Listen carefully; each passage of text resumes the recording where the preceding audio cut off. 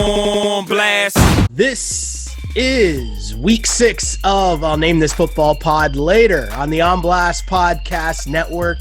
As always, available on iTunes or Apple Podcasts now, pardon me, Spotify, SoundCloud, Google Play, and on YouTube. Tell your friends.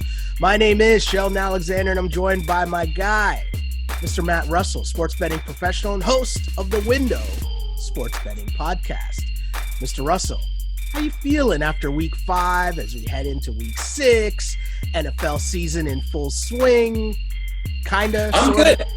Yeah, we almost got in full swing where we almost had a complete bloodbath in survivor pools last week. I know a lot of people are, sort of getting locked into that, where you had 3 teams that frankly should have lost and wipe out a ton more of survivor picks. Of course, Kansas City goes down, San Francisco goes down, and yeah, it could have been a complete bloodbath in survivor. So that's when you know the season's really firing, right? Where you've got those stunning upsets, people just lamenting going out in their survivor pools, that kind of stuff. And we did okay. We did all right for our own, for our own purposes as well.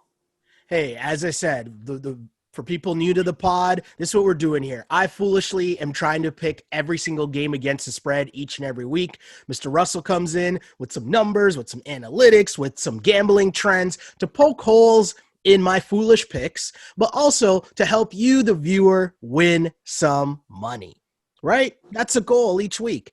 And trying to get back on the winning ways. Last week, got back in the plus side. 8-6 week for me, 39, 36-2 overall, and so far through 5 weeks, success.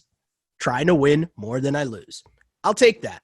So as we head into week 6, let's start here. There's a really massive matchup just for everything that you would want storyline-wise. The NFL execs drawing up the schedule, big quarterback here, Tom Brady. Other big quarterback, Aaron Rodgers. Put it on a poster. NFL football. Here we are. We got Joe Buck. We got Joe Buck in the mix, right? Joe Buck, Troy Aikman, the Fox game of the week, right? We should bust out the robots. Why aren't the robots getting back in there to kick each other in the chest? We need all of it. Those massive touchdown graphics that Fox has now, right? But let's start here.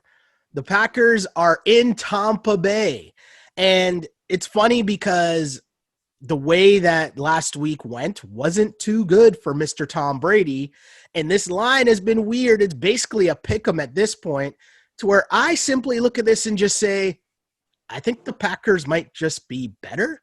Am I wrong here, or is that just me being too blinded by what just happened to Tampa Bay? Yeah, I don't think you're wrong necessarily. It's just really sort of how you should view the NFL, right?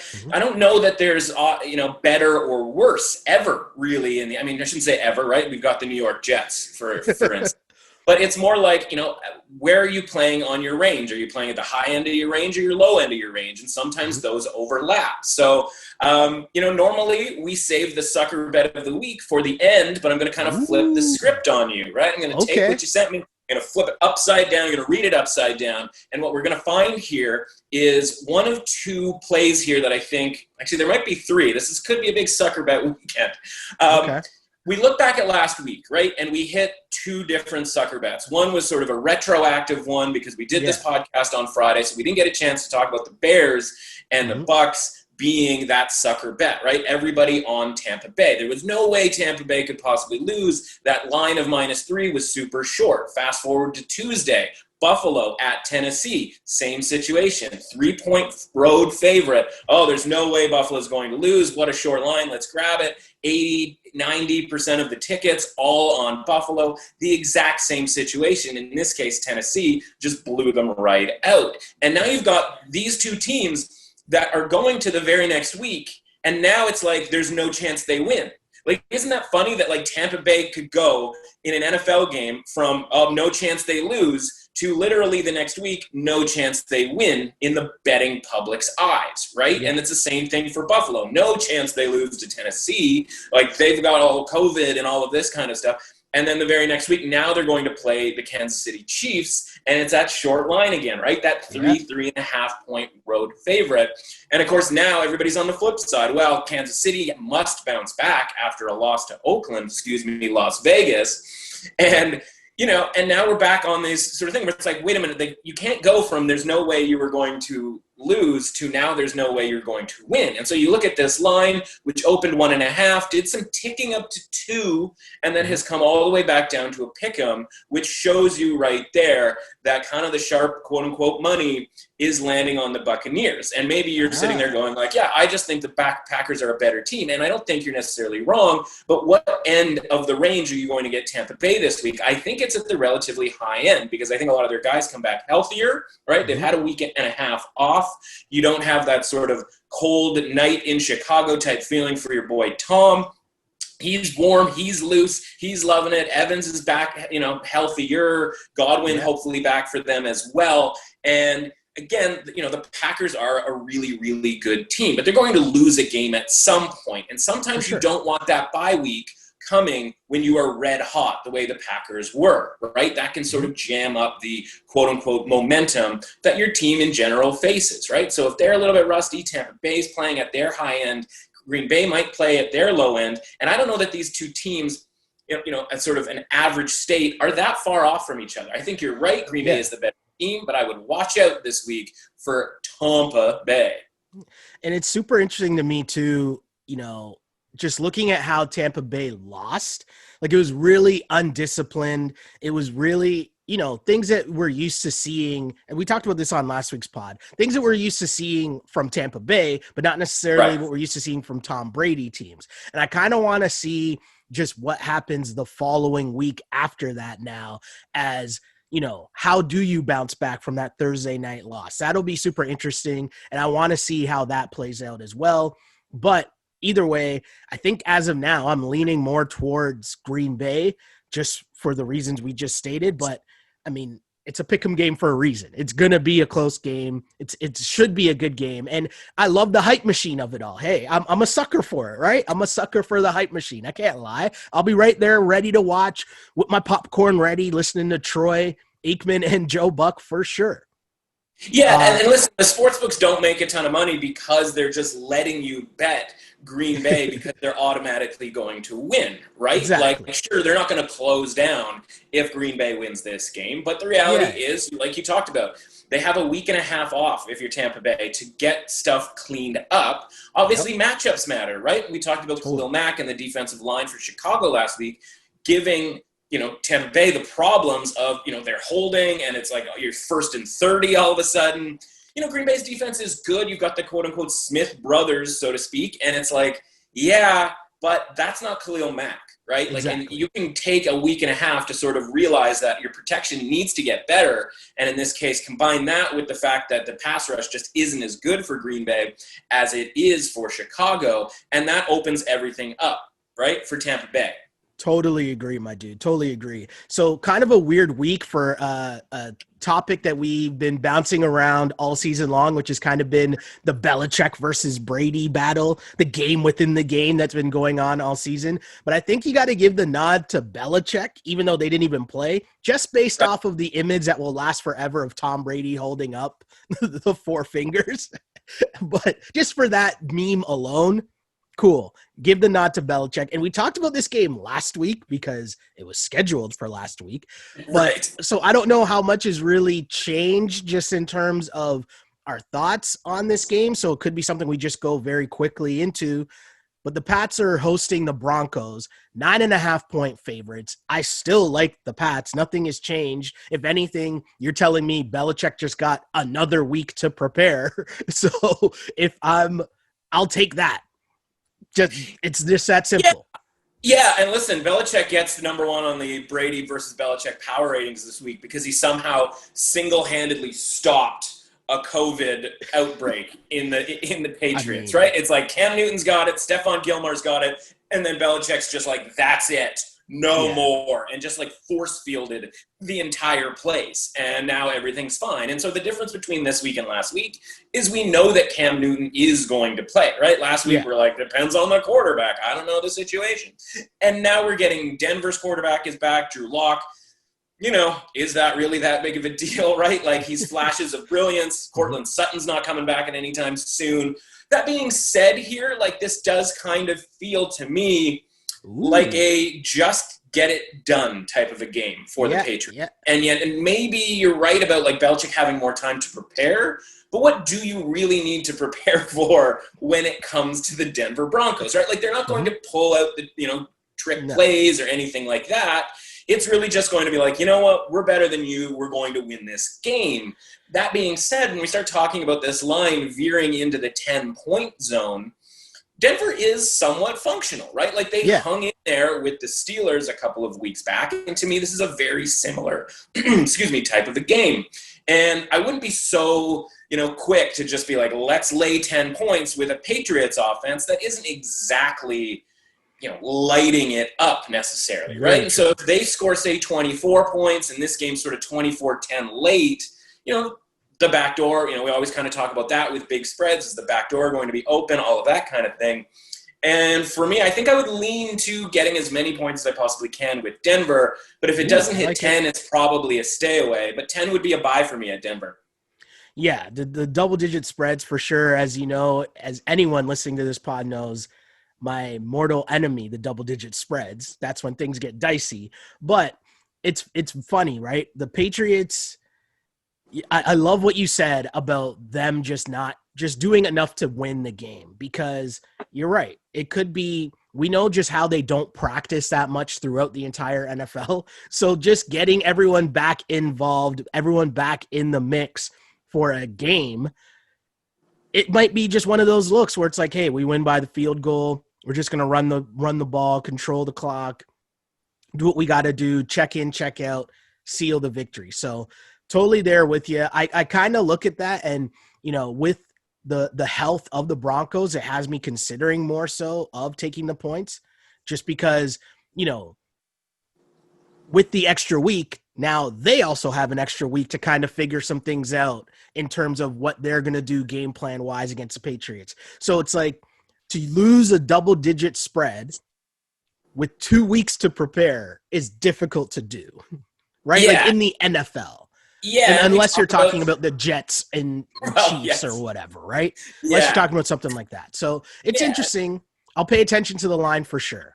Yeah, and it's one thing, right, when you've got this sort of young quarterback too, and sometimes it's nice for them to sort of sit on the sidelines for a couple of weeks, and in this case, sort of involuntarily, obviously, to sort of just get a different point of view, right? Like, Drew Lock has a ton of talent. He's going to have Phillip Lindsay back, who for my money is sort of the best running back of that group, and a guy that can catch the ball out of the backfield. And again, just another thing that can help him out. Obviously, sort of Noah Fant is a key guy for Denver as well, so you want to keep an eye on that from sort of an injury standpoint.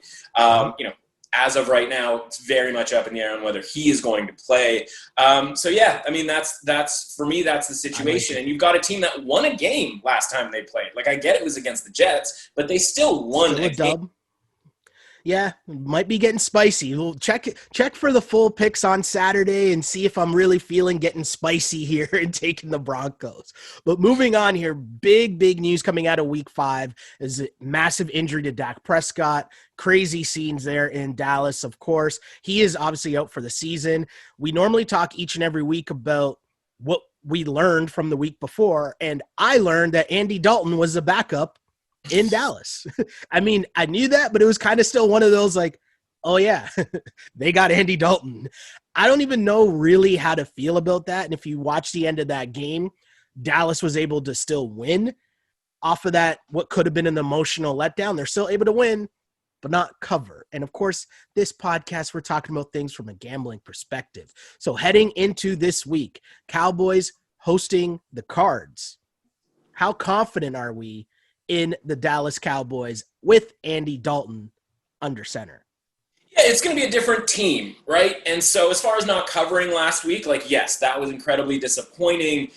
When, Dak goes out, it's 2nd and 1 on a drive that they go and get a touchdown in to go up by 8 points. And, that covers, the -7, -7.5. It pushes the 8. And you had still a full quarter left for the Cowboys to kind of, win the rest of the game to cover all of the numbers. And, of course, bad news is you've got Andy Dalton, who led them on 2 really nice field goal drives, but you can't help but wonder how different the rest of that game goes, right? Like, it felt like the Giants gave them their best punch and then kind of ran out of ideas, but the good news for them was they were facing Andy Dalton the rest of the way. As for them, the team going forward, listen, the Andy Dalton move in the offseason was this sort of sneaky surprise move because it felt like Andy Dalton could find a starting job somewhere. There was, of course, a ton of rumors that he might end up being the guy in New England, handful of other teams showing interest. And Dak being a really durable guy, it was very strange to see him sign with the Cowboys because you're like,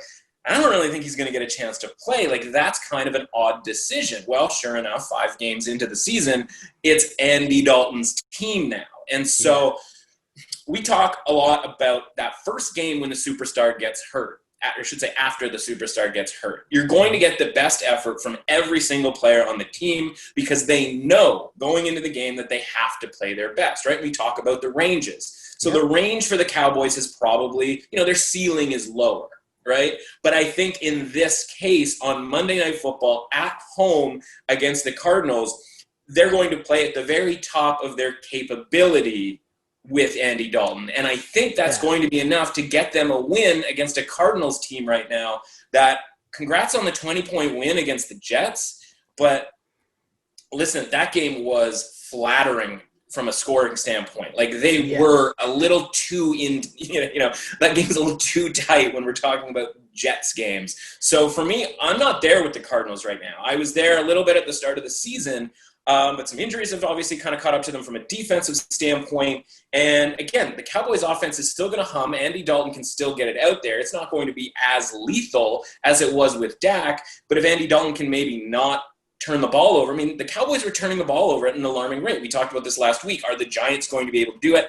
I didn't think the Giants were going to be able to do it. And then first quarter, touchdown Giants defense. And I'm like, well, there you go. Apparently, literally anybody can turn the Cowboys over. So if they can just not turn the ball over, I'd like the Cowboys to win this game outright on Monday. And here's the thing, right? Cowboys as home dogs.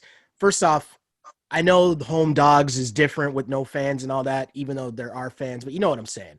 Sure. Point being, I like the Cowboys in the situation as home dogs just because of a lot of the reasons that you said, but most importantly or specifically, this might force them into what they should be doing in the first place, which is using Zeke, feeding Zeke in the running game. I know you have all these offensive weapons, and Dak is great. Don't get me wrong.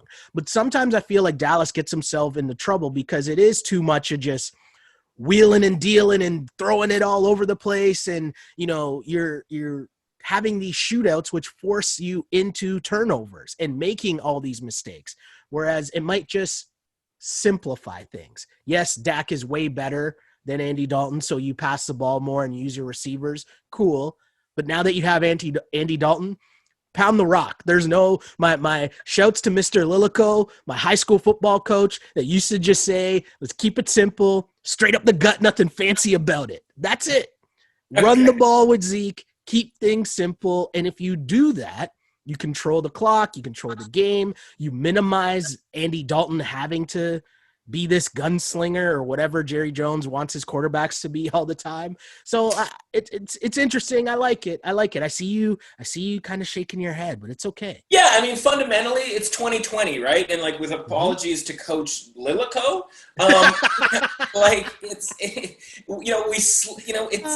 it's the era of slinging it around. The most efficient offense is pass offense, right? And you have to do that. And I think the Cowboys maybe in theory would love to do that. They've certainly, and in my opinion, foolishly, spent a ton of money on Zeke Elliott at this point in time. But like their offensive line just isn't that road grading offensive line that it used to be because of all the injuries that they have incurred.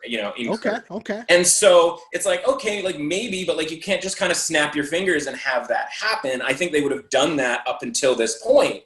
And previous to this, their sort of best chance were like, let's play some shootout type of football, right? Like, and that's kind of their best way they can do it. Now, you think they going can do that now with Andy Dalton, though? Well, that's the problem. From a long-term perspective, no. But we're not talking long-term here. We're talking about how do we get money in our pocket for Monday.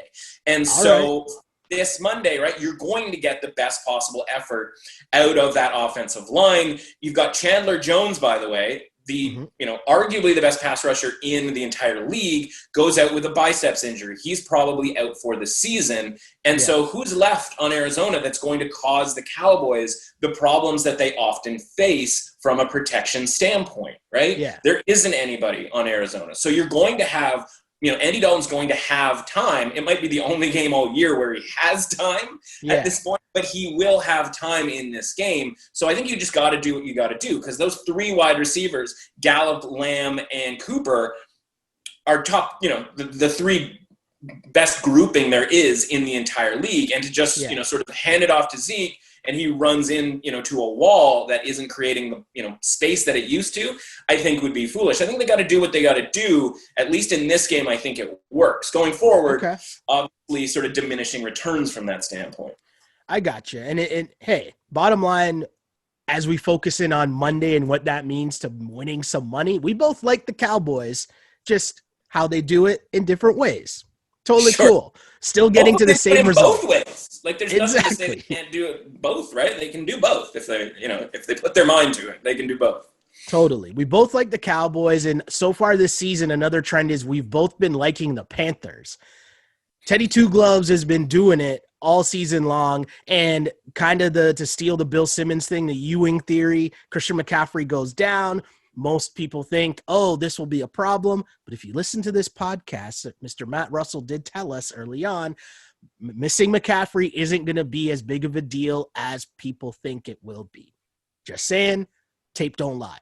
But heading into week 6, Panthers are hosting the Bears, the aforementioned Bears and Nick Foles that pulled off somewhat of an upset against the Bucs on Thursday. But how do you like this game, as the Panthers are a 1.5 favorites against the Bears? What are your thoughts there? I mean, at the start of the week, I was like, that's odd. Everyone hates the Bears, right? Like, it's like if they had just been 2-3, nobody would pay any attention to the Bears. But because they're 4-1, it's like some sort of federal crime that they've actually won games. But the reality is they have won games. And again, NFL, all about matchups, right? Your high end, your low end, are you favored, are you not favored? And Carolina as an underdog has been great this year. Problem is they got a couple of issues. One, injuries are starting to pile up on that defensive line, right? Brent Burns went out of the game against the Falcons last week, as did a couple of other guys. We're sort of wondering right now whether, Burns and, a couple of other guys on that defensive line are going to be out. And the Carolina Panthers defense was never that great to begin with, right? And so if there was ever a time where Nick Foles might look pretty good for maybe more than just one quarter, right? We're sort of waiting for Nick Foles to play a good full game. Like, we might be here a while if we're waiting for that. But right now they're getting wins with him just kind of showing up for one quarter, maybe 2 quarters. In this case, because the Panthers defense, better than we thought it was going to be, but if they're compromised from an injury standpoint, could be a problem here for Carolina. And on the flip side, right, on offense, they've done decently well, depending on the matchup, right? Like the Falcons weren't able to bother Teddy Two Gloves, but the Bears defense, we saw it with Tom Brady, right? They can bother any quarterback, really, right? And so in this case, it's going to be a tougher scene, I think, for Bridgewater than it has been over the last couple of weeks, right? Like, he didn't have any issues with the Cardinals defense, which, by the way, not very good. Didn't have any issues with the Falcons defense, by the way, not very good. He did, even in a winning cause, have issue with the Chargers defense, right? A lot of field goals, just enough to get the win there. But again, like, now we're talking about a major upgrade from a defensive standpoint coming to town. And this line does feel short because everybody's now sort of realizing that the Carolina Panthers are a pretty good team, right? There are not one of the 5 worst teams the way people were sort of thinking that they were going to be. By the way, go back and check the season preview on the window. We talked about how the Panthers were going to be live dogs in a lot of these games. Bad news is they're not dogs in this game. So maybe the best play in the entire thing is a Bears teaser leg, where you tease the Bears from 1.5 up to 7.5 on a 6-point teaser, and you get all of those points in a game that I think is going to be pretty close. Now, if you ask me who's going to win the game, I don't know. But if I had to bet it as far as who's going to win the game, I think I'd bet the Bears right now. I got you. I see what you're saying. It's just, the thing I'm realizing as we get into week 6 of doing this is separating my overall feel on a team, like my long-term, this is my feel on the team, and putting that in position. Okay, well, what's that feel right now against the other team, right? Because a lot of times what ends up happening is, oh, well, I think this team's good and this team's bad, so I'm going to pick this team. And it's like, no, well, what's the number? Like, how does the number play into this? So it's one of those things where I'm figuring out and learning to adjust that thought process in terms of, because I just come in being like, oh, been riding the Panthers. Panthers have been doing good for me. Boom, Panthers. And it's like, okay, cool. But in the context of, well, what are the Bears doing right now? How did we get here? How does the number play into that? Where did the number start? These are all things that make you think about the head-to-head matchup differently. Yeah, price matters, man. We talk about it all the time, right? Price matters. And in this one, it's just such a different spot for the Panthers to be in, right? Like, they were 3.5 point underdogs to Arizona a couple of weeks ago, right? And like, that's obviously just sort of a different attitude. And fundamentally doing this, you kind of have to realize, like, on Sunday night, we all have the same takes, right? Like, there aren't really any unique takes on a Sunday night because we've all seen what we've just seen, right? We've been confirmed about Carolina. Like, we love them as an underdog. Boom, confirmation, knew it, right? Like, I knew I was on, like, Carolina, like, how do I bet them this week, right? And it's like, oh, 1.5 point favorites. Where do I sign up, right? And then it's like digging deeper throughout the week and going, hang on a sec, we do all feel the same way about this, but unfortunately that's what creates value in the market, because we're all shifting to one way and we're getting that extra point and a half. And in this case, right, are the Bears any different from Arizona? Like, they're probably a better team, right? And so if you're favoring Arizona 2 weeks ago, you kind of need to favor the Bears this week, right? And so in that case, because they're not favored, the value is on the Bears from that standpoint. I got you. And that's a key word that you just said there for people to understand in terms of the value in the number, right? Because that's different than just what the point spread is. Because the reminder that I try to tell people all the time, the point spread isn't what we think is going to happen. The point spread is for Vegas to get money on equal sides of the number. And that's an important thing that I feel like, to you, that's common sense. But I feel like to like the average gambler that just sees a number and it's like, oh, well, they're favored by blank. And it's like, yeah, but that's not necessarily what they're telling you. Do you know what I'm saying?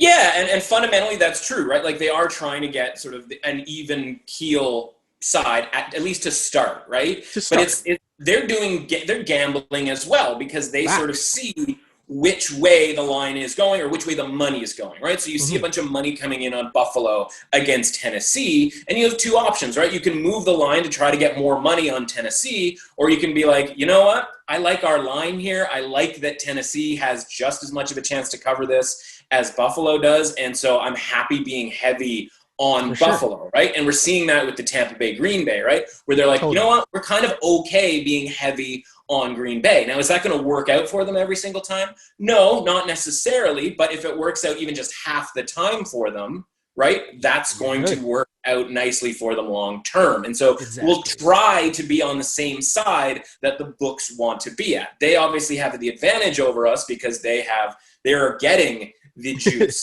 right? Where we are paying the juice to make these bets, right? So that's where it sort of differs a little bit, obviously. But again, if we can keep ourselves on the side that the books need, I think we're going to have a lot of 8-6, 9-5 type weeks. And that's really all we're trying to do here. Exactly, my dude. And speaking of all we're trying to do, the Chiefs, all they're trying to do is get another dub. But they're in tough this week, coming off a tough loss, a surprising loss to the Raiders. But now they head in to Buffalo, and that's going to be back-to-back tough games, if you ask me. The Chiefs are in Buffalo, favored by 3.5 points. I look at this, and the extra half point has me leaning towards the Bills just because, hey, maybe you're rubbing off on me in terms of the value in that extra point is so important, right? So, the Bills at home, the perception's going to be, Buffalo just lost. Buffalo's just in chaos. Look how bad they looked against the Titans. The Chiefs are going to bounce back. Like, it's just narratives colliding here. Whereas I'm pausing, I'm hitting the brakes. And I'm saying the Chiefs are going to go up against Buffalo, which is a good defense. So then I'm going to take the points just because they have a chance of you're never going to stop Mahomes. That's not a thing that's going to happen. You're not going to stop them. But can your defense just be a little spicy? Can your defense just keep it a little close? Keep maybe force them into a field goal here or there, right? That's all we're looking at. And if we're talking about field goals, I'm going to need that extra half point if we're talking about field goals. But what are you thinking when you look at this line, especially with another thing I want to bring up, the schedule? Because the Bills playing on a Tuesday, and then now this game's going to be on a Monday at 5. That's just weird. But what are your thoughts on this game? I know I just said a lot and rambled way too much, so take it wherever you want to go. No, but that's the thing, right? Get it all out into the universe so we can sort of break it all down. I think I agree with a lot of the points that you're making. The only sort of fundamental thing is, again, that mindset of the Bills and the Bills team. Do they have a good defense? I'm not sure anybody has a good defense. It's just that's it, right? With 2020, this era of football, right? So I was going to say, according to that Josh Norman meme of him being completely laid out. So, I just had to get that. But that's the thing, right? And so, is Josh Norman – if Josh Norman plays, it's a really bad sign for the Buffalo Bills, right? Because obviously the crazy thing about that Tuesday game is all of a sudden the game starts and it's like, who has the biggest injury issues? And it ended up being the Bills, not the Titans, right? Tre'Davious White out, guess who's playing? Josh Norman. And sure, the meme exists, right, for the internet, but the reality is A.J. Brown is scampering through the secondary, like a Swiss boy through a meadow. And it's that probably wouldn't happen if Tre'Davious White was involved, right? And I talked to him on my podcast this week about how, listen, John Brown didn't play. And, people were worried because Corey Davis and Adam Humphries weren't going to play for Tennessee. And then it's John Brown doesn't play. Andre Roberts comes in, doesn't catch that pass on the first drive, goes up into the air. Tennessee intercepts it. And now we're off and running for Tennessee. The line is so thin that could be the case. You don't know which injuries are going to cost the team on any given week. As for the Chiefs, you say tough loss. I mean, the reality is that team's not very tough, right? As sort of good as they can be, and when they're busting out the deep recesses of the playbook for the big game against Baltimore, it's been awfully dicey in basically every other game this year, right? And then we look back at Houston and we go, man, that's a pretty bad team. And that game was, at least for the first half, and a couple of things go, a little bit differently. That was, kind of not as impressive of a win, right? And we look at Patriots game as well. Patriots game, Chargers game, right? This is a team that, if Anthony Lynn was competent, or Brian Hoyer was competent, or even maybe the referees in the Chiefs and Patriots game were competent, we could be looking at a team that has 3, maybe even sort of a bit of a stretch here, but 4 losses, and they're going to go on the road as 3.5 point, favorites against a Bills team that, if they get those guys back, right? If Derek Carr can put up 40 on the Chiefs defense, I'd like to think that Josh Allen and a healthy Bills team that, again, I expect them to play at the top of their range this week. They were certainly at the bottom of their range against Tennessee, and that was at least somewhat predictable, right? We kind of talked about how, a couple of big wins in a row, kind of feeling themselves a little bit, right? You don't, teams, are they mature enough to handle prosperity, right? And the Browns were just barely mature enough to handle prosperity last week against the Colts, and the Bills weren't. Right?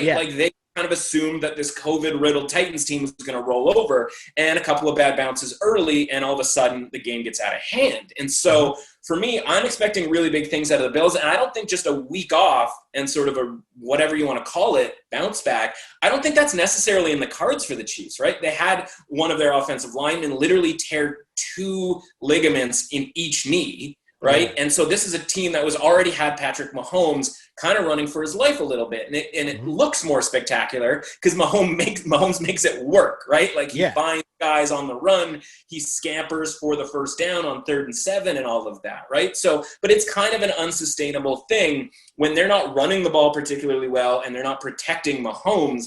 And I'm not saying, like, God forbid he gets injured or something like that happens. Like, fortunately, he's mobile enough to kind of avoid that, knock on wood. It's just a really bad look for an offense that otherwise is, obviously traditionally quite scary. But if they're going to have to put up 35 points to win games at this rate, I just don't really see it. And the Bills, are they capable of scoring 35? That offense is, and that's the reframing of the Bills, going like, it isn't about defense with the Bills. It's about their offense, and they are fully functional and capable of taking advantage of a pretty weak Chiefs defense.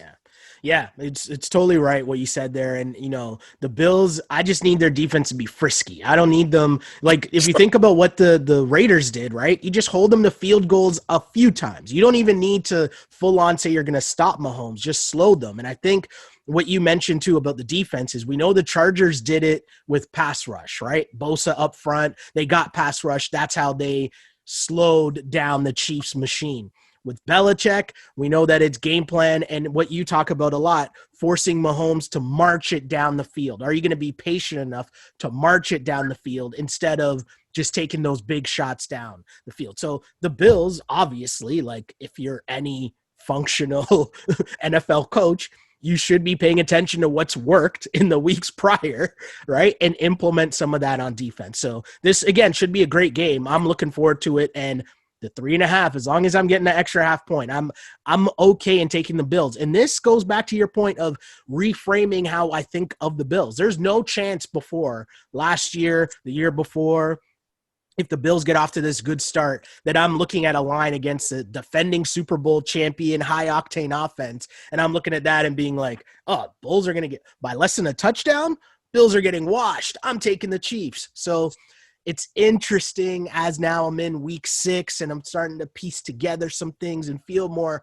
confident in certain things. And listen, if John Gruden can see that, we'll call it a blueprint, right? And it's not a blueprint for stopping the Chiefs. I know what you're saying. It's a blueprint for just easing, slowing down, like making their drives take longer, right? And people say like, oh, we should keep the ball to keep Mahomes off the field. It's like, that they take turns with the ball, right? Like he's going to get his opportunity, whether he scores in a minute or scores in 10 minutes.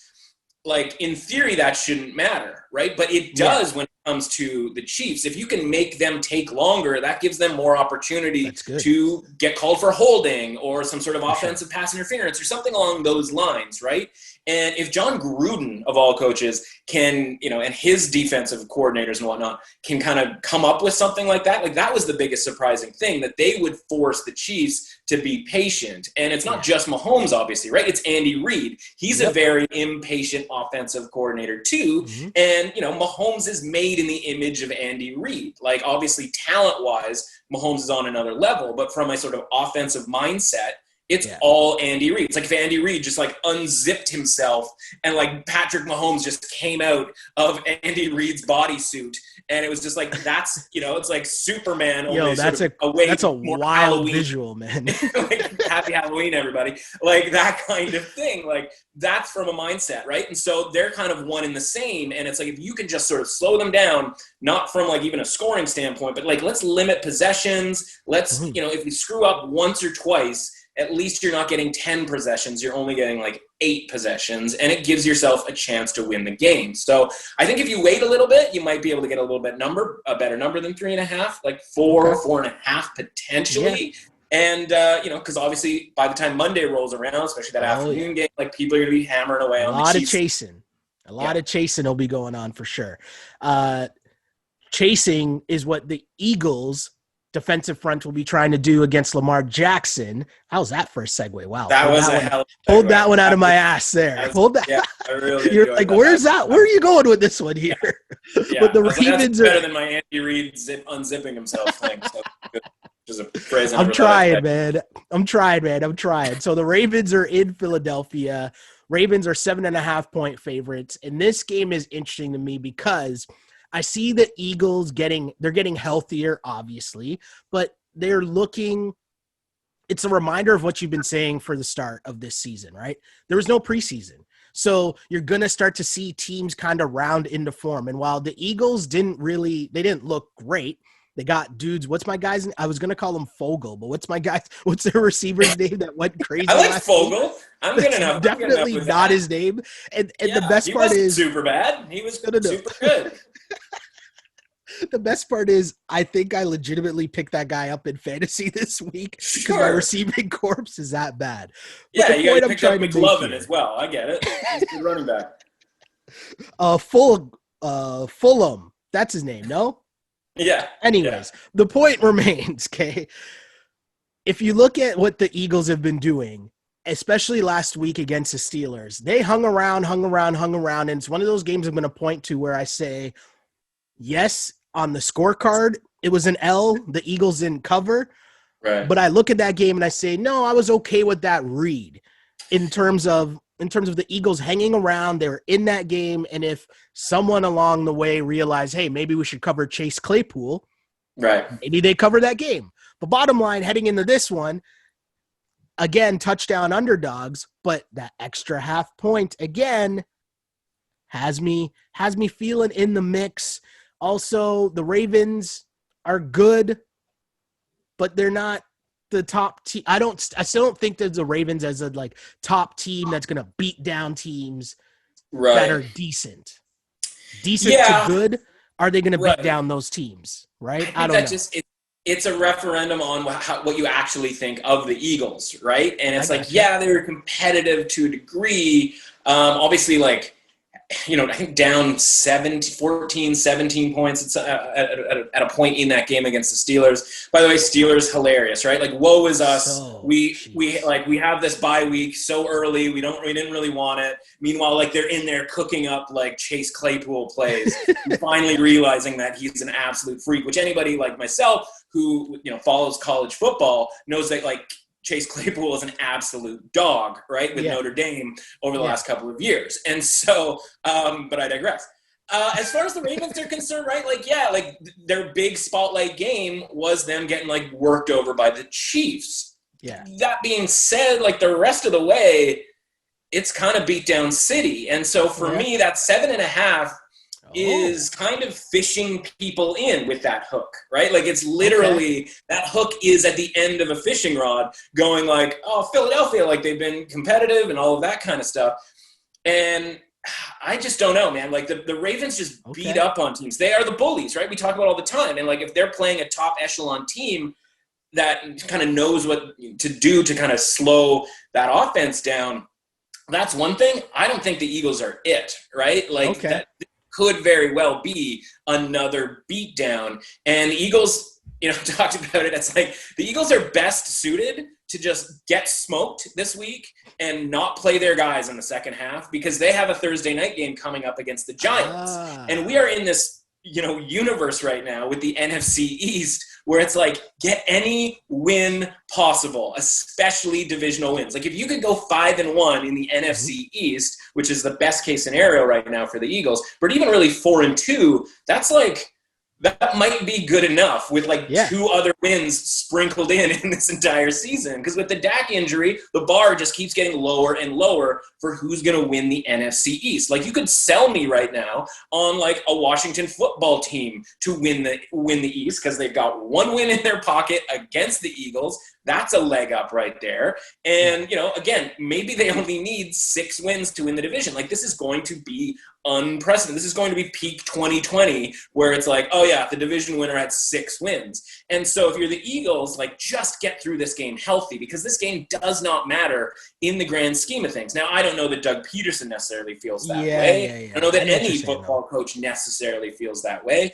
But if you go in going like, man, like, the Ravens not only will beat us, but they'll beat the bleep out of us physically. And we don't need that ahead of a pretty big game against the Giants, as sketchy as it sounds, right? Like, I can't believe I'm saying it, but, like, in theory, what if the Giants beat Washington this week and then beat Philly? They're, like, going to lead the division all of a sudden. So the Giants, while not very good, they don't know that they're not in this, because everybody in the NFC is in this, NFC East, I should say.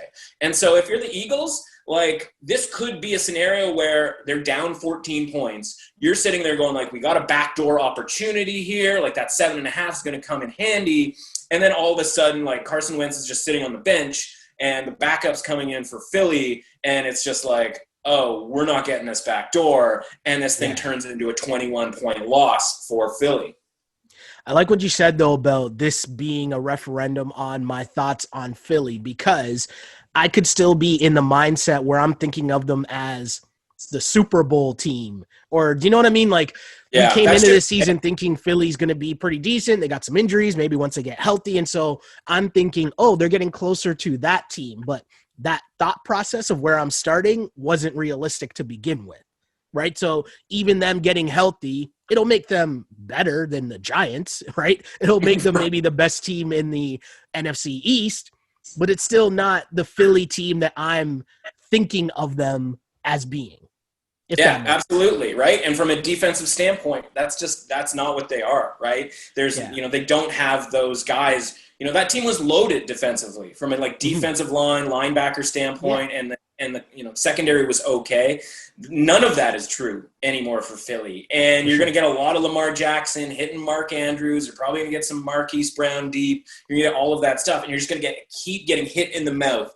Ingram, Dobbins, Edwards, like, that group is just going to keep just pounding away on the Eagles. And it's like, I can see them just kind of giving up. Straight up the gut, nothing fancy about it? Yeah, your boy, Coach Lilico. Oh, man. So if I compare this, right, and say the Ravens against the Eagles compared to the Steelers versus the Eagles, are you then saying, and maybe I'm projecting here, but you have the Ravens as being a lot better than the Steelers? Again, right, like, yes, fundamentally. If they were playing this week, right, like, we'd have to have a conversation about the range, right? Who's at the top of the range, who's at the bottom range, right? Could the Steelers beat the Ravens? Certainly, right? Like, that's going to be, we're sort of looking ahead here, but that's the primetime game on U.S. Thanksgiving this year. Is Ravens at Steelers, right? And so if you're telling me, do I think the Ravens are better? Yeah, I do. Yes. But do I think the Steelers win that game? I also kind of do. So, and that's sort of looking way, way ahead in all of this. So it's obviously, there's gray elements, there's overlap in their ranges. Let's just kind of put it that way, right? I got you. So like in the Ravens against the Ravens to cover the 7.5 points against the Eagles, but the aforementioned Steelers are in an NFC or AFC North battle with the Browns. They're hosting the Browns. Steelers favored by 3.5 points. And the Browns, I mean, they're showing signs of being the team that, for all intents and purposes, they should be, meaning like a good team with the offensive weapons they have, solid defense, etc. But they're still showing flashes of being the Browns that we've become used to watching, if that makes sense. What I mean is they should be like just dummying teams and everything's cool. But every once in a while, Baker will do something and you're just kind of like, yo, bro, what do you, like, chill out, relax. You don't need to do that, right? So I want to take them as 3.5 point underdogs. I do. As mentioned, I love the extra half point, but I'm looking at them and thinking, I don't know if this is a game that'll tell me if they are legit ready for prime time. If they can go into Pittsburgh and win this game, that's it. That will be the show me game. So I'm on the 3.5, but I don't like it at all.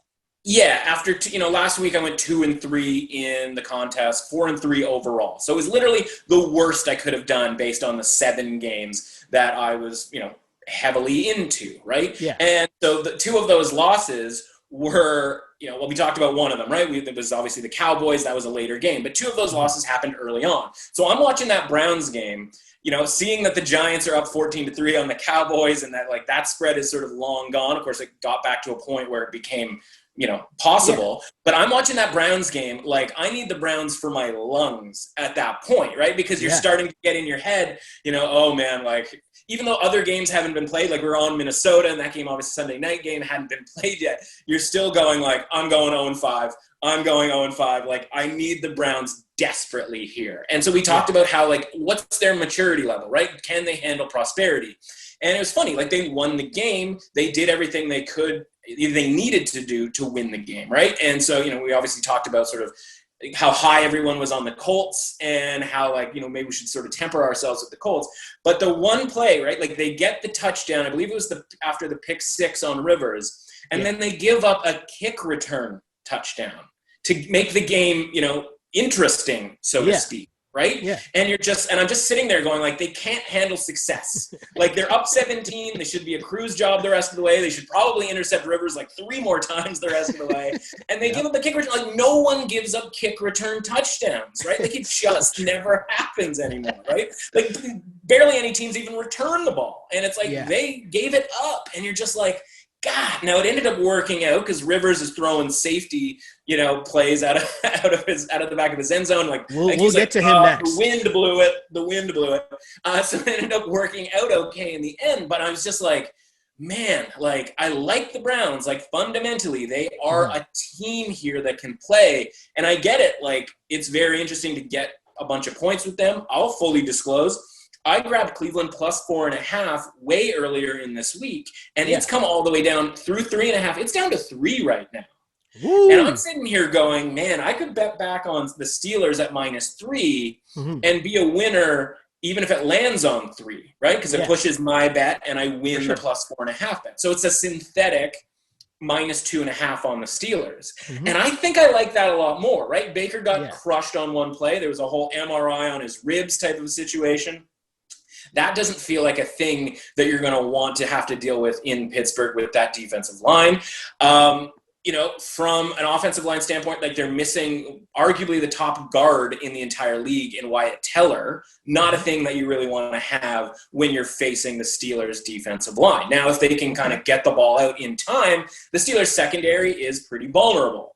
From an offensive side of things, the Steelers are working it pretty well so far this season, right? Yeah. And the Browns defense, can they, if Myles Garrett can get to the quarterback, that's one thing. But again, if the Steelers are protecting Ben, which they have been at this point, this might be a situation where it's we're going to be looking back going same old Browns. And the reality is, it's not the same old Browns. They're allowed to lose a game against a team that's probably better than them. That's okay. We don't need to fully jump off the sort of wagon here. But it's last week felt like a really big win for them. Right. And so to just keep climbing that ladder without sort of taking the 2 steps back, I don't feel that with the Browns. And I'm really good about sort of ignoring the helmets and the logos and the jerseys and all of that kind of thing. But it's just that for some reason that kick return was sort of an indicator that it was it's not quite ready just yet. Right. The turkey's just not quite done. I got you.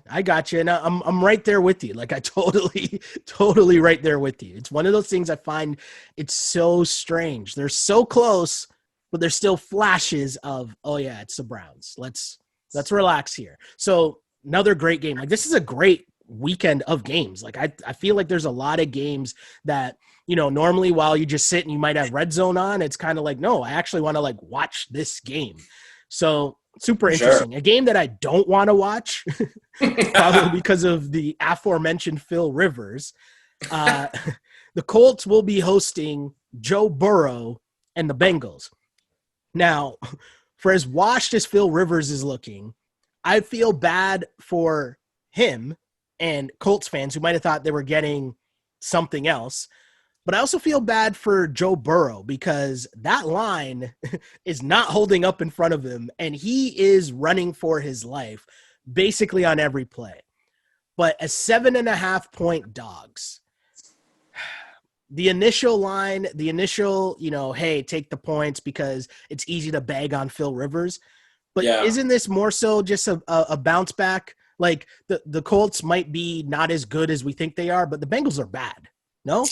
Yeah, and I'd love the Bengals here if the Colts had won last week. Obviously, having just mentioned that game, I'm glad that they didn't win. But this would be a 10-point spread, right, if the Colts win last week. And it's not. And it opened sort of 9 and has actually drifted down to the 7.5. And it's funny, there's different ways you can sort of frame the game in your mind's eye. But, I kind of look at it, you and I and our Friends of the Window podcast Survivor group here are, kind of that seems to be our focus right now. I don't know if it is for you, but it is for me. And I kind of, envision this game being all right, the Colts lost to the Jags and knocked a bunch of people out.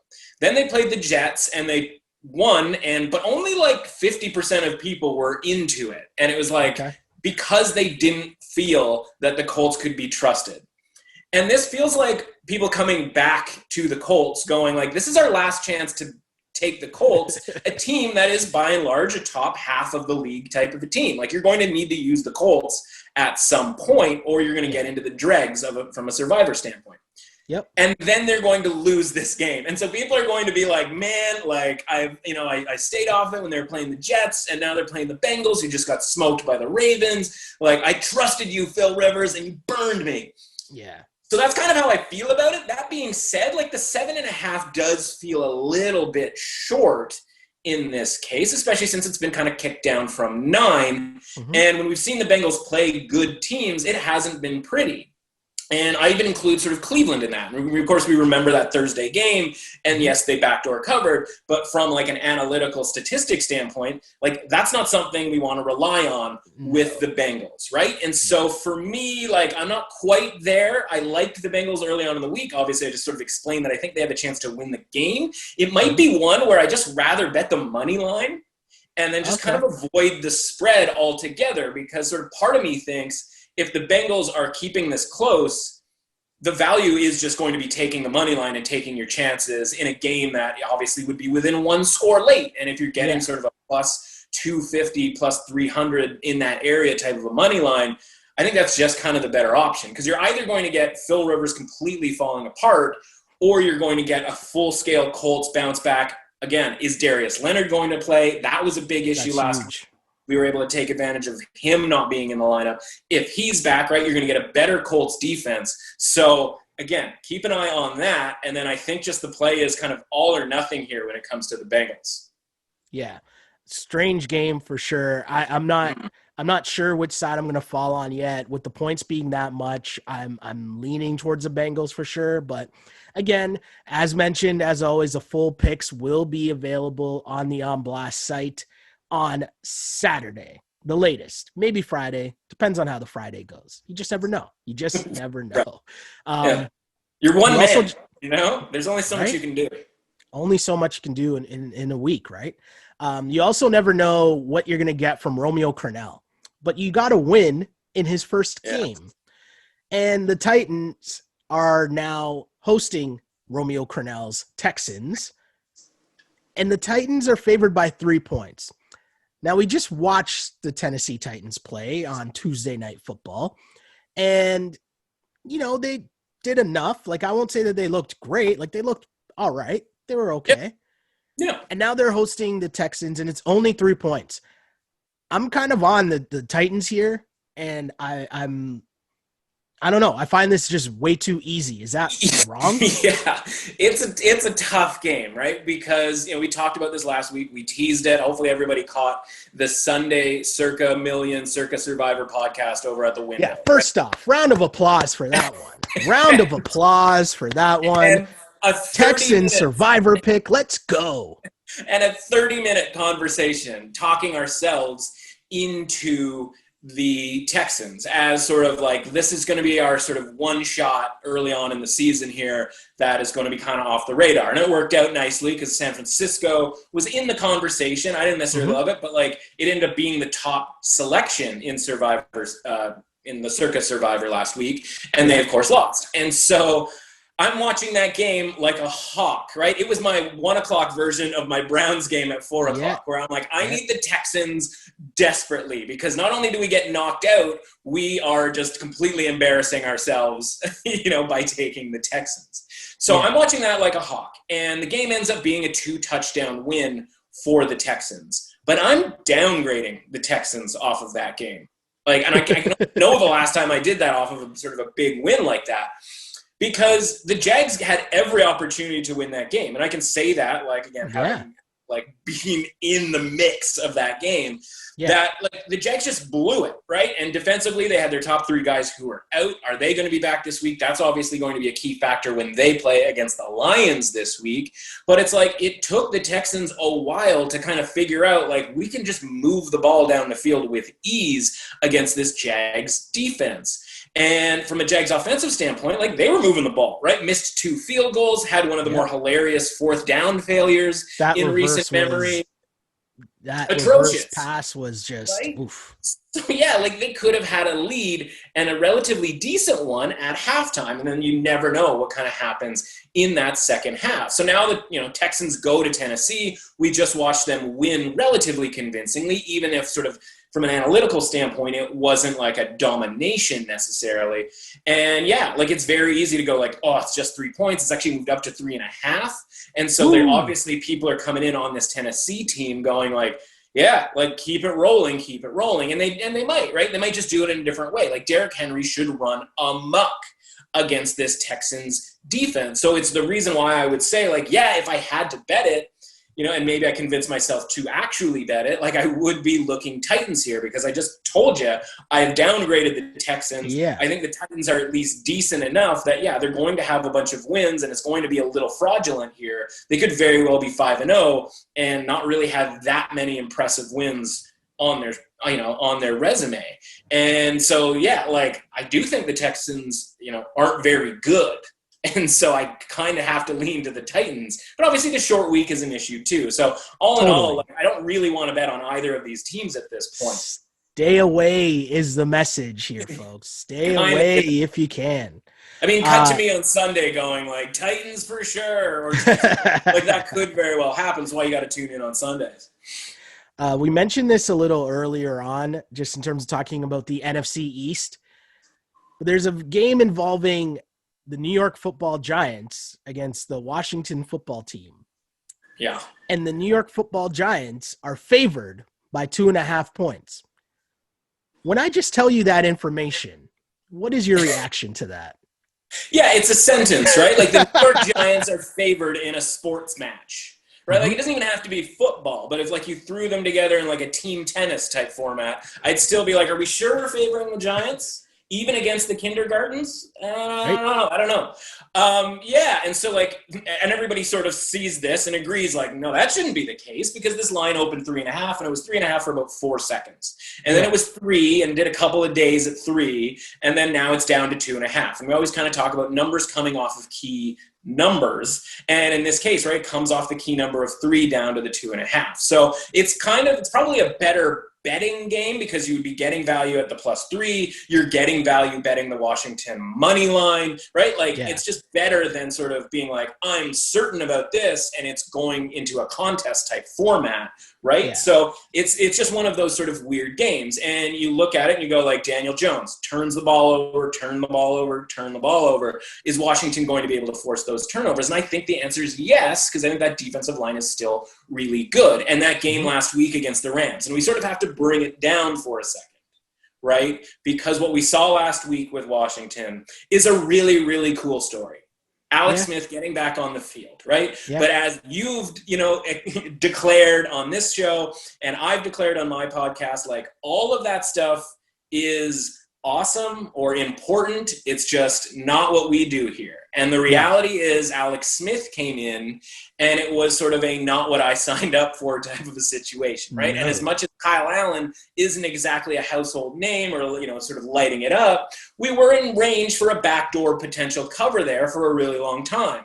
But Alex Smith, again, glad he's back, threw for 37 yards in a game that they were down 2 touchdowns in. Yes, it was raining and all of that kind of stuff, and the Rams offense slowed down in the second half. So, if Alex Smith gets the start here, great story. Don't necessarily love it as much as if Kyle Allen gets sort of a clean bill of health and he can play, because I think he takes care of the ball better than Daniel Jones does. And there was one play where the Washington football team turned it over, but got Jared Goff to fumble, and they'd have the ball in the red zone and they just couldn't reach it, right? And the Rams got the ball back and were able to sort of punt and kind of get out of dodge there. And it was like, if there was that play, maybe things turn a little bit for Washington. Maybe they get that touchdown that we needed. And so this week, I think Daniel Jones is going to be ripe for like a Chase Young strip sack type situation here, because you have to factor that into the handicap with the Giants, because it happens literally every game. Yeah. The Giants, it's a weird game, weird line. And anytime I look at one of my baseline principles that I follow, which, hey, choose at your own risk. But when there's 2 crappy teams going against each other, I'm taking the points, right? Like, I'm always just going to lean that direction. Yeah, the game is less weird and like you're being kind. Like, it's just bad. Like, it's a bad football game, right? It's one where, again, you don't really want to watch it. Take as much value as you can with regards to the point spread or the money line. Watch all the other games, and then just sort of see what happens, right? And just be, glad that you're not watching it full force. Yeah, and a couple last games that, again, we don't even need to like deep dive into. We'll just kind of touch on, because they involve they involve the Niners. The Rams are probably a decent team. The Niners are also a decent team, ravaged by injuries. And after them getting just shit kicked by the Dolphins, there's no other way to put it. Yeah, they are 3.5-point underdogs at home to the Rams. And I just don't know what to make of the Rams at all. And I just know the Niners play them tough. They kind of know what they do at this point. So I do actually like the Niners and the points in this situation. But do you have a quick read on that? Well, as kudos to you as a 49ers fan. I know that you might have been tempted to leave this off of our discussion in general because of the situation that is the San Francisco 49ers. If there was sort of a like, hey, Jimmy Garoppolo's ankle looks a lot better type of a thing coming out here, I'd love the 49ers, because this is a line that in theory a week ago, 2 weeks ago, however you want to put it, should be 49ers by 3 or 3.5. Right? And now we've seen this swing all the way to the other side. And we saw it, we didn't, sort of touched on it with Dallas and Arizona, where like that game should have been Dallas -3, -3.5, right? Like we've seen Dallas is essentially 4-point favorites against that sort of meaty part of the league. And that's jumped the fence to now the road team is favored. And the same thing has happened here with, the Rams becoming favorites here. So from a strictly value perspective, at least the 49ers here with a healthier Jimmy G, you can at least go, all right, like this could be a bounce back situation, right? Like we still don't love what's going on from a defensive side of the ball. Defense is bad. Right? And it's just, in theory, it might be a spot where the Rams kind of have a rougher game, right? We were sort of surprised to see that they had a rough game 2 weeks ago against the Giants. And so like this would be that spot on a Sunday night. But that being said, like, it's the 49ers in name only at this point from a defensive standpoint. And again, like if we're getting the same Jimmy Garoppolo as we got last week, like there isn't another guy. Like maybe it's another appearance from CJ Beathard, but I just don't think that's it either, right? And so like where do they turn to next? I mean, the Niners, and I don't want to spend a lot of time talking about this, but I'll say this much. we mentioned it before, right? The Niners at full strength last year, the Niners being great. Their secondary wasn't really that good. It was okay, but it was made to look even better by the great front line they had, the pass rush that they would get. Now, you eliminate that pass rush this season, and then you eliminate a bunch of their secondary, and now you have Ryan Fitzpatrick out here balling. Yeah. And we were all over it last week, right? Yeah, like, your dismay, I was like, I think the Dolphins can win this game outright. Yep. And they did, and like outright with a capital, all of the letters, right? For sure. And so, like, yeah, because Fitzpatrick, if you pressure him, that's the sort of key, like any other quarterback, right? Yeah. There was no pressure. And Jared Goff, it's very similar, right? You need to pressure Jared Goff because he's a pick and throw guy. Like, he knows where he's going with it before the play even happens. And so if there's any movement in and out of that pocket for Jared Goff, it goes badly quickly. So unless they're scheming things up, and your boy, the defensive coordinator, Saleh, like, it's about time that he does something here, right? Because last year was all like him just throwing the fifth one. It's like, how much does that guy bench press? And you're just like, this guy's like a total fiend. Like, are we sure he's not on the team? And it was like, he was on camera more than Shanahan was. And it's like, you can be on camera if you've got DeForest Buckner and Nick Bosa and all of those guys just running an absolute amok. But like, feel free to throw a plan together to get some pressure, right? Like, where is that guy now, right? He might end up having to play linebacker at some point because of all the injuries, and maybe like that's the issue. But like, if he's like head coaching candidate or like one of the top defensive coordinators, at least like as far as how much we see that guy on camera, like feel free to cook something up here from a pressure standpoint. We'll wait. Totally agree with you, man. Totally agree with you. And the reason why I'm okay with what's going on with the Niners is because my expectations coming into the season weren't that high to begin with. So I'm okay. I'm okay with where things are at because didn't have expectations, so you can't be disappointed. Fair enough. Key to life, kids. Life lessons. We also try to give out lessons in terms of survivor picks of the week. There's a couple games we haven't mentioned yet, but one of them is the Dolphins being 9.5-point favorites against the Jets, and the other one being the Lions and Jags. But if we start with the Dolphins and Jets, 9.5 points is a lot. Is that one of the things you'd look at in terms of a survivor pick of the week here? Yeah, I think it's funny, right? Because this game sort of fell into our laps. And so in the quote-unquote alternative universe of no COVID, it was going to be Jets at Chargers this week. And sort of, the survivor strategy of fade the Jets is obviously at this point a pretty strong one. And I would go ahead and like throw in fade the Big Apple as well, because you're getting Giants or Jets on a week-to-week basis. In this case, the Giants, as mentioned, are favorites in the game. So like that kind of wipes out that option. So it only then becomes, all right, what do we do with the Jets? And we were going to be looking at Jets at Chargers on a short week for a Chargers team that is known to disappoint us in general. And so I was kind of like stressed out about it. I was like, oh my God, we're going to be on the Chargers in this game. Like, this is kind of rough.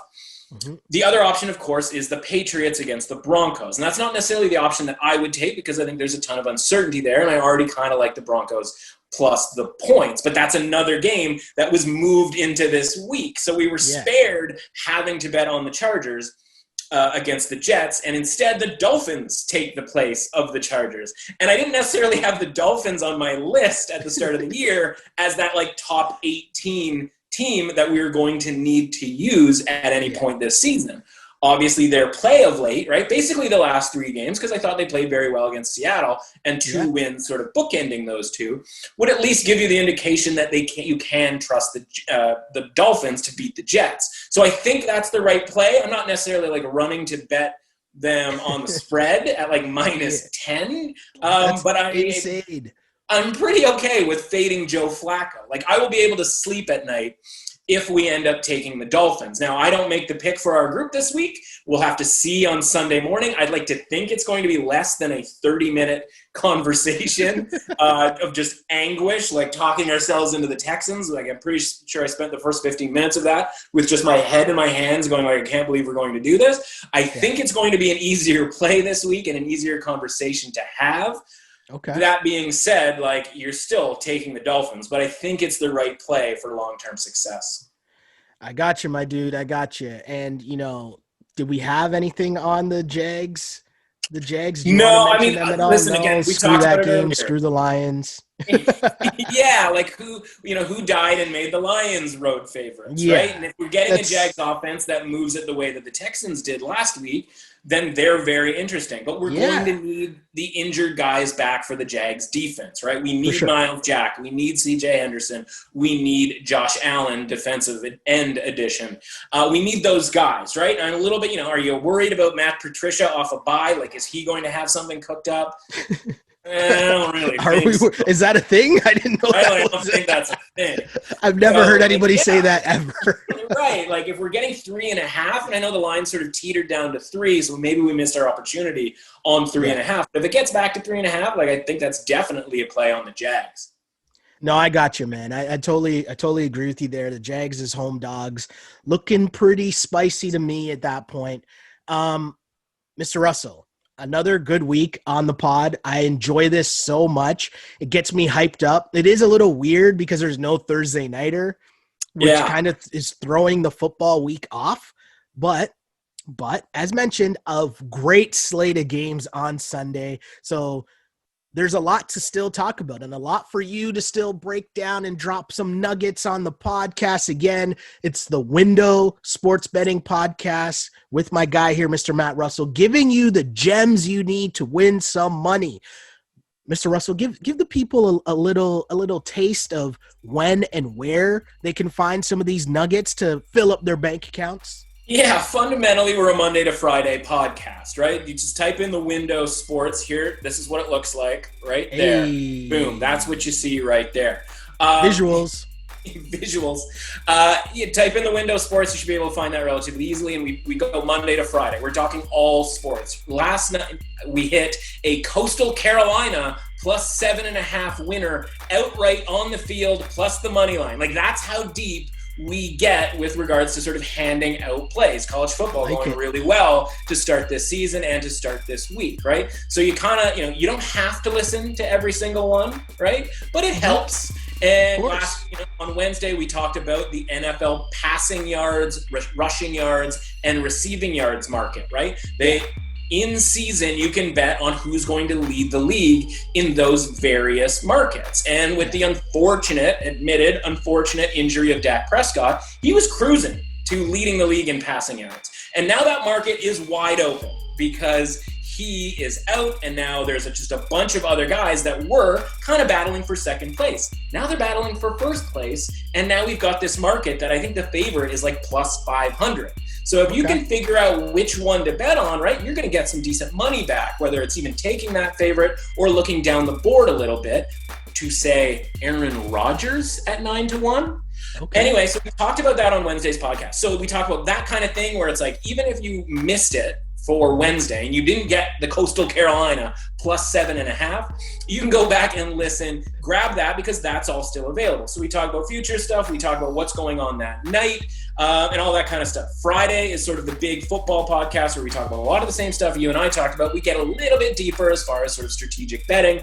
And then Sunday morning, about 11:30, is the definitive, all right, this is what I'm on. These are the best bets. There's usually, obviously at least 5 because for contest purposes, but there's usually some last cuts, so it's 7 or 8. We talk obviously about Survivor, what is the final pick with regards to that, and then just what's going on with regards to line moves from Friday all the way to Sunday morning, injuries, all of that kind of stuff as well. Money line parlays for underdogs. Teaser bucket, which is, which games should be teased. We talked about Chicago as a prime example of something that's going to be heavily involved in the teaser bucket. And in the meantime, follow along at MRussAuthentic on Twitter. A lot of sort of therapeutic discussion about the games that are going on that night. And then obviously it sort of acts as an accompaniment to the podcast where we give out different plays. Saturday morning is where I'll put all my college football stuff, which has, again, gone very well this season, all of that kind of stuff. And by the way, it's 100% free. Just tell your friends, tell an enemy. Listen, if you are someone who is betting money on football in particular, but also, want to maybe take a foray into other things, definitely you need to be checking out the Window Sports Betting Podcast. And definitely, hopefully you're enjoying the joining me here on this podcast each and every week, which you can find, as mentioned, on Apple, Spotify, SoundCloud, Google Play, and YouTube, all those fun things. You can find me on Twitter at Sheldon Alexander and on Instagram at Sheldon Alexander. We'll be doing a lot more, posting a little bit more of the smaller clips in that throughout the week, just in terms of picks for certain games and stuff like that as we go along.